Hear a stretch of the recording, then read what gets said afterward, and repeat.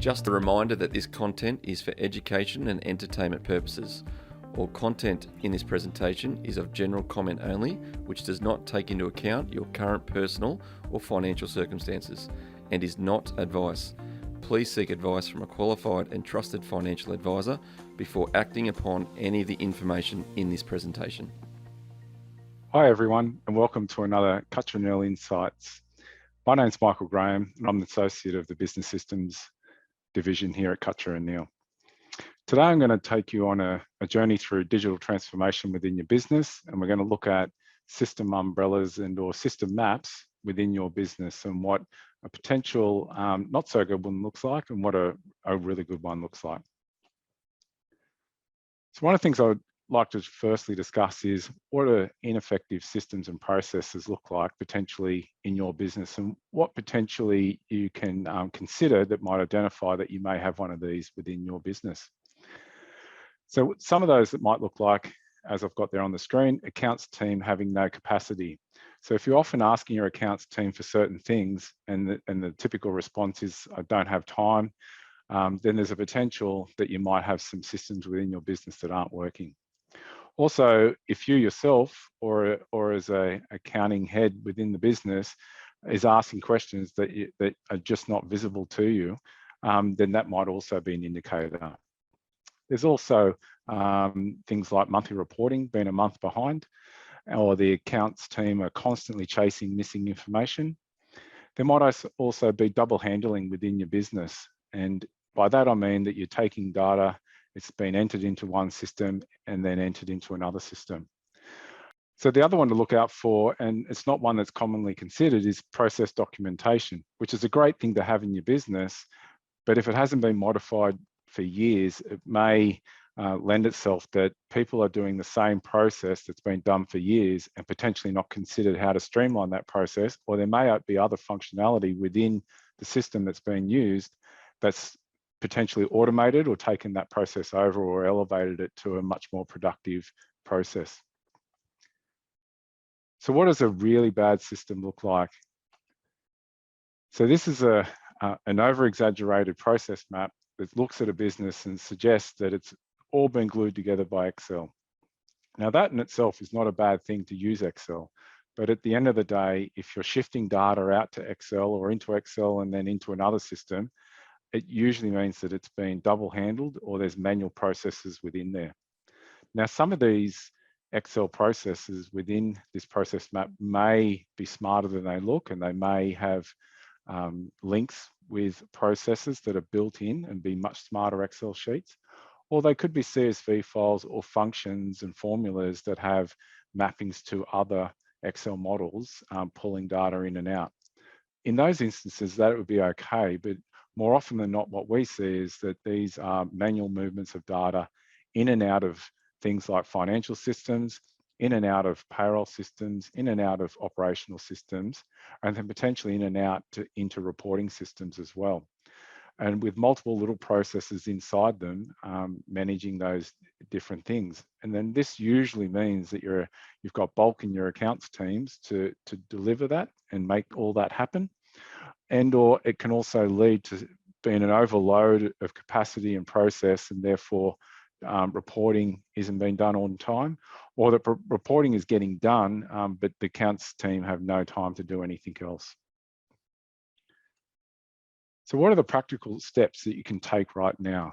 So one of the things that you can do is understand why data is being moved to Excel.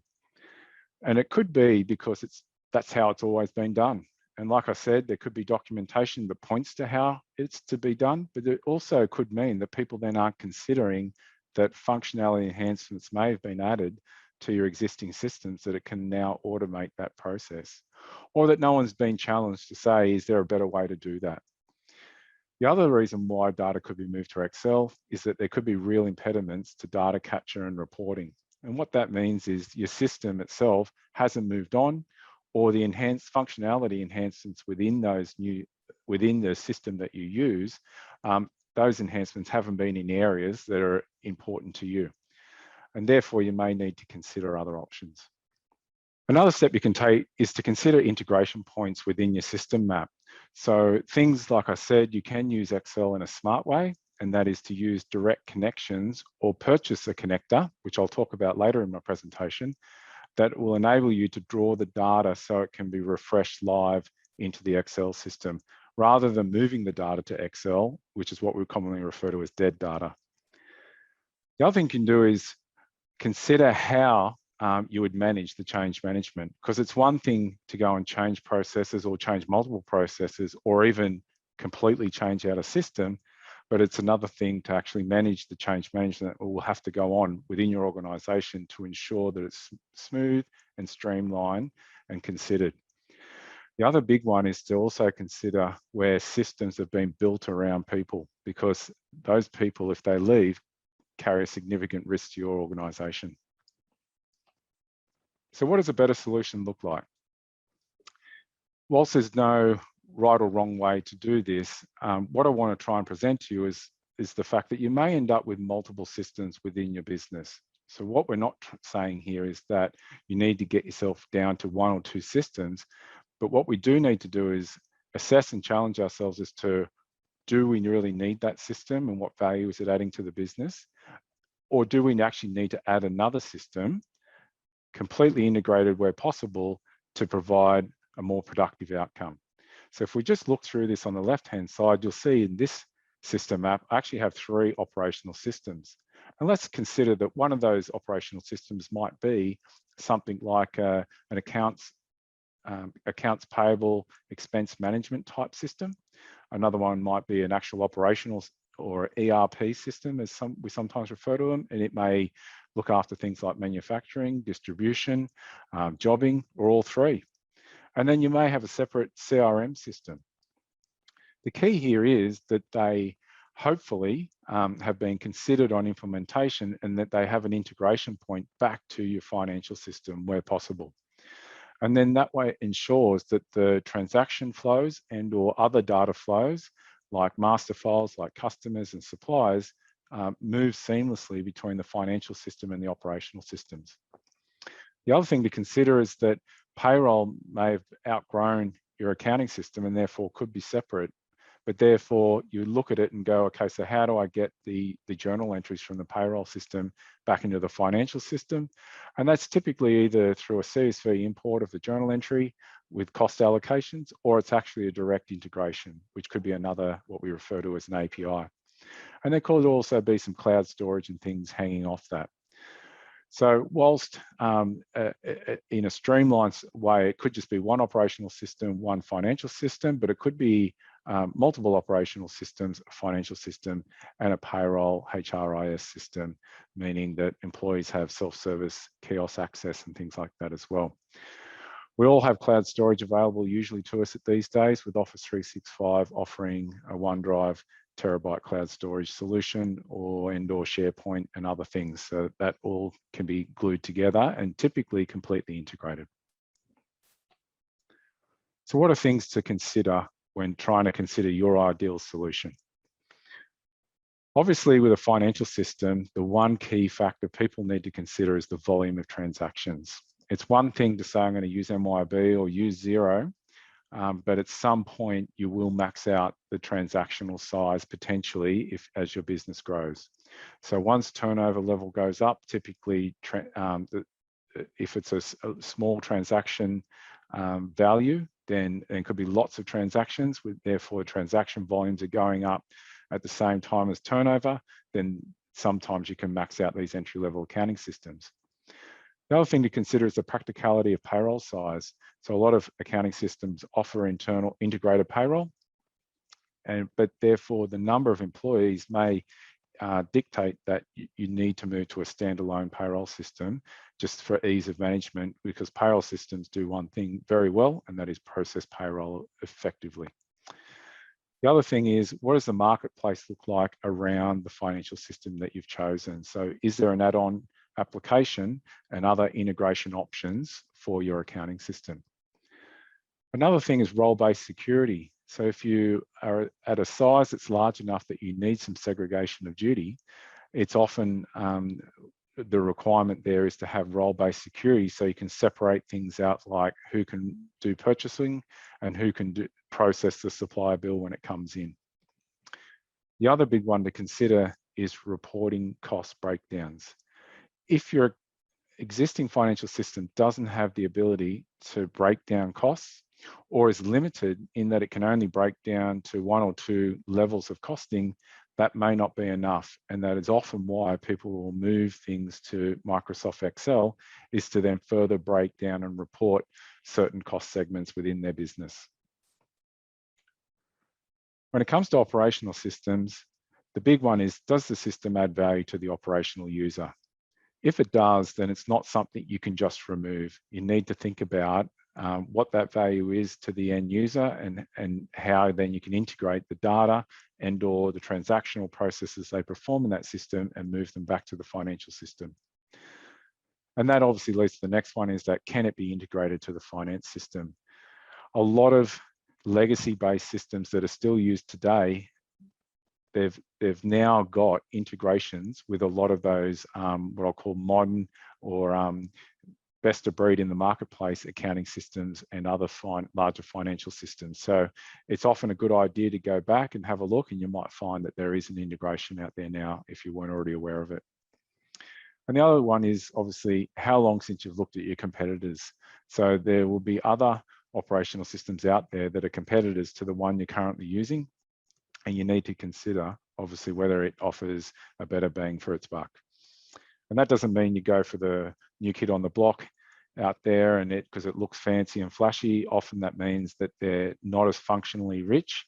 And that brings me back to the first point, is what value does it add to the operational user? You do not want to remove functionality that potentially your end users have relied on for a long time, and the new system you're bringing in is going to actually inhibit them and not enhance what they're doing.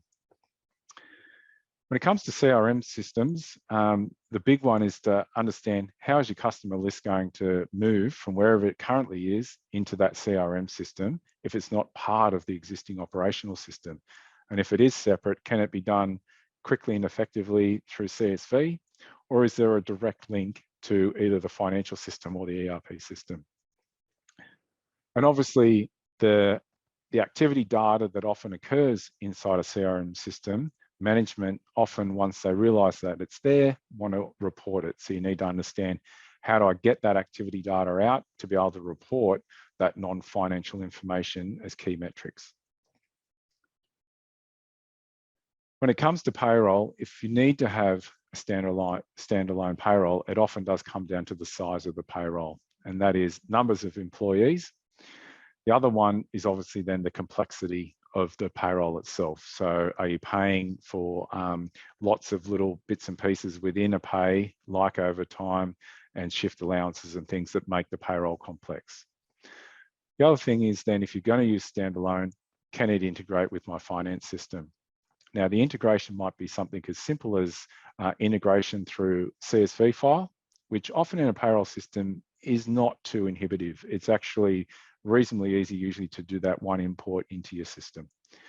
But you can get systems that are completely integrated and push straight back everything into the finance system, and or can pull the employees forward. The other big one to consider is timesheeting and award interpretation. So a lot of these systems now will take timesheets in and then interpret them through the award interpreter and then process the payroll.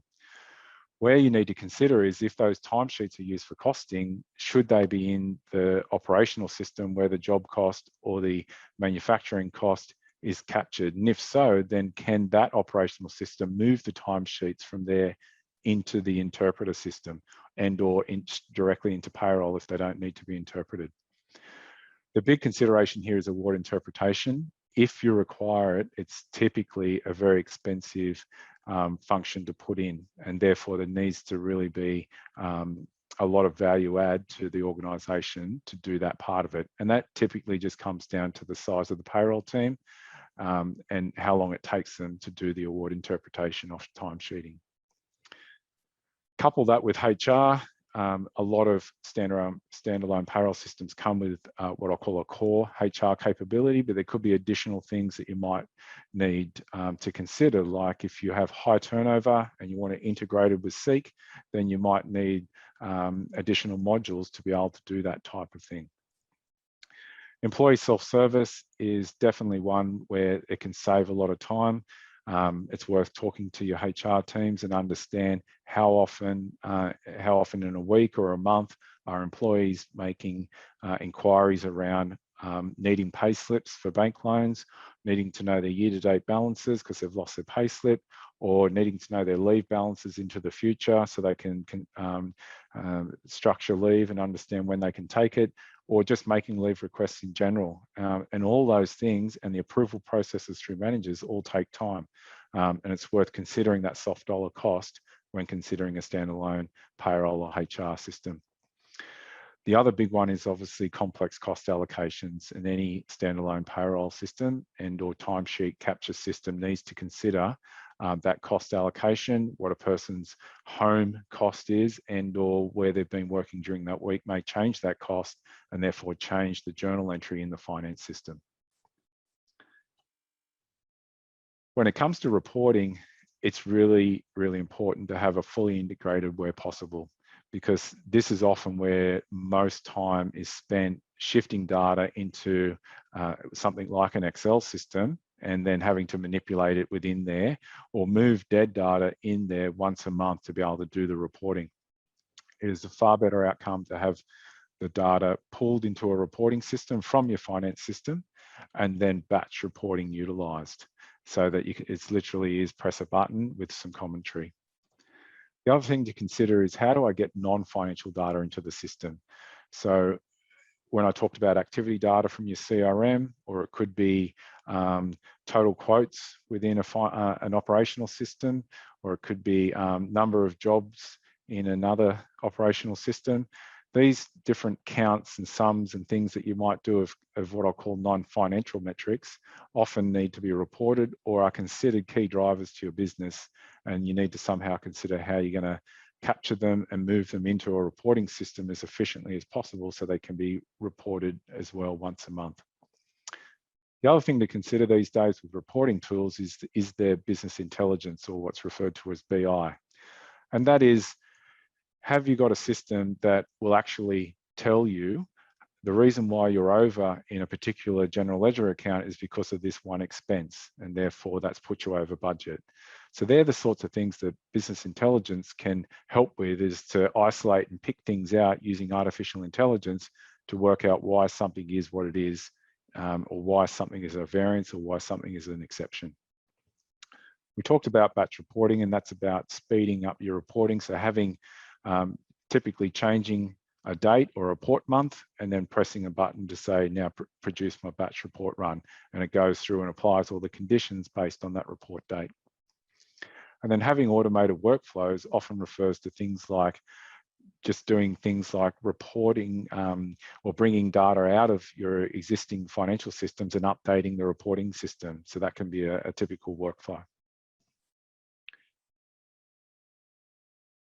So what if you're moving into being a medium-sized business and or can still be a small business, but basically embarking on high growth or have really high turnover already? So both those lend themselves to what might be what I'll call a financial ERP system. And in those situations, they often, the starting point needs to be a system that they can grow and scale into and not have to move out of. And these types of systems often have a single data source. They often have a single cloud platform. They're multi-currency. They have multi-ability to connect, and they also have multi-subsidiary, which means each company's group entity can reside in the same database, and then obviously then have the same customer can be used across multiple entities or restricted to certain entities. And that has all the built-in information you need, like accounts receivable, accounts payable, payroll, revenue recognition, CRM, and core financials as part of the whole situation. They also have built-in KPIs. They often have dashboards role-based security, full workflow automation and approvals and all the different things you can think of, custom forms, integration options, and often come with built-in leading practices for using those types of systems. So for those of you that are what I'll call small to medium businesses, obviously a large system comes with a price tag and can't often be justified to spend that type of money. So one of the options is to, if there isn't a direct integration between an operational system you have and a finance system you have, someone may have already built it out there in what I'll call Google world. So across the internet, we've got some people like Zapier, which we refer to as Zaps, and that's the image you can see there, who have over 2,000 plus apps, pre-built integration connections across their marketplace for connecting one system to another system. There's also other players out there like Boomi, Celigo, Jitterbit, and MuleSoft. And all of these types of organizations or vendors have just built connectors and then thrown them up there, and for a small subscription fee, allow you to integrate one system with another system. The other thing to consider is that if you are a user of products like Xero, like MYOB, like QuickBooks Online, or like NetSuite, all those different players or financial systems have marketplaces where you can go and have a look for an app that will directly integrate a specific vertical app to your finance system, making it much easier to move data between them. So how do we align our business systems to our strategic goals? So in my opinion, it's all about the data. Converting that raw data into meaningful information that enables business owners to make informed decisions to meet their strategic goals. So the more you can get that data seamlessly moving from across your different systems without you having to touch it, is a very powerful thing and enables business owners and leaders within the business to be able to make informed decisions. And so the one thing I'd like to leave you with is that your business is going to keep changing. So you need a system that will change with you. So I hope you've enjoyed that little presentation, and by all means, if you have any questions about your existing systems, you can always contact us at the Business Systems Division at Cutcher Neale. Thanks for your time. Just a reminder that this content is for education and entertainment purposes. All content in this presentation is of general comment only, which does not take into account your current personal or financial circumstances, and is not advice.